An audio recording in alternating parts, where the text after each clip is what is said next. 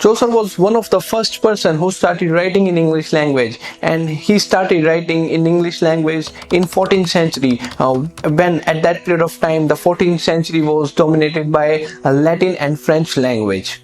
In fact, French language was the language of upper class and English language is the language for the lower class. And when everyone was writing in other languages, Chaucer was the first person who picked English language and wrote his magnum opus, which is Canterbury Tales. To this day, people enjoy reading Chaucer's Canterbury Tales for its beautiful style of writing, for its humor, for its detailed description of 14th century professions. Even to this day, many historian scholars go back to this particular work, the Canterbury Tales, to figure out the sort of culture that people were living during the 14th century. So his works, particularly written in English language, influenced many next generation poets. Many next generation 15th century or 16th century poets tried to imitate the Chaucerian style of writing. Now, not everyone was so much good at imitating the Chaucer. Only just a few poets, a handful of poets, were able to imitate the Chaucer as well as keep their own uniqueness together. Alright, so among all those people, among all those poets, there is a one particular group of poets, that is Scottish Chaucerian, which was quite successful in imitating Chaucer's style of writing and keeping their own uniqueness side by side. So this particular group of writers, Scottish Chaucerian, were using Chaucerian style of writing to give national identity to Scotland. More or less, these Scottish Chaucerian were writing for nationalist purposes. Alright, so in this video we are going to discuss the Scottish Chaucerians and some of the important points that you should remember from UGC NET perspective. So before continuing our discussion on Scottish Chaucerian, if you are one of those students who are preparing for UGC NET examination, GATE examination or any other competitive examination in English literature, then you can simply check out our study material from our official website limitlessliterature.com. You can check the link in the description below to know more about our study material. Now, without any further delay, let's continue our discussion on Scottish Chaucerians. As we know that Chaucer was the first person who introduced rhyme royal stanza in English. Alright, so many of the upcoming poets, many of the next generation poets started imitating Chaucer, and they too started using rhyme royal stanza in their works.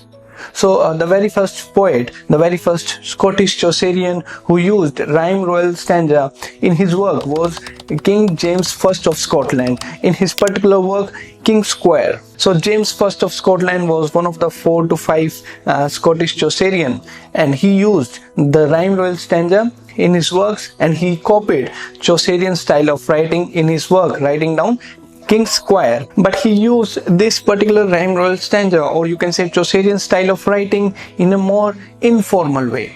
But we have other poets in this Scottish Chaucerian like William Douglas, Dunbar, Lindsay, who used this Chaucerian style of writing in a more formal way for nationalist purpose. They were more of academicians, and they used Chaucerian style of writing in a more formal way for nationalist purposes. Generally, there are 5 Scottish Chaucerian that you must remember, and the very first person is James I of Scotland. Next is Robert Henryson. Next, William Dunbar, Gavin Douglas, and Sir David Lindsay. You may have to remember the titles written by these poets. You don't have to go into detail. You don't have to go learning the depth of the writers, the depth of the works of these poets, because they have never been asked any question from the depth of these works. Alright, you only have to remember the list of these 5 poets who were associated with Scottish Chaucerian, and you have to remember their important works. Simply title will do the work, because sometimes they ask titles and the name of the author which is associated with the work. Alright, so try to remember a few important works such as James I of Scotland's King Square, Henryson's The Testament of Cresside. This particular work is a rewriting of Chaucer's Troilus and Cresside. Alright, so the next one is William Dunbar's The Golden Touch and The Lament for the Macquaries.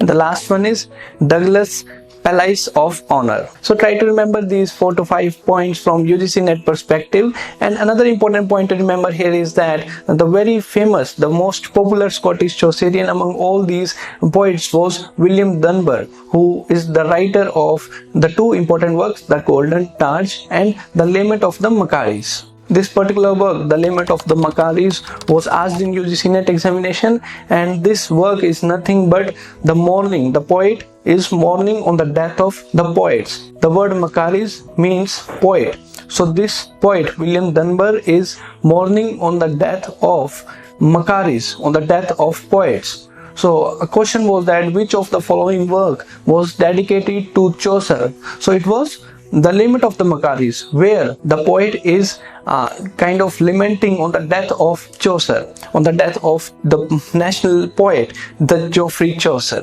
So try to remember all the points and make the notes, because notes always help in doing the revision quickly before the examination. So that's all what I have to share with you in this particular video regarding Scottish Chaucerians. So I hope you found the video worth your time. That's it for this video. Thank you.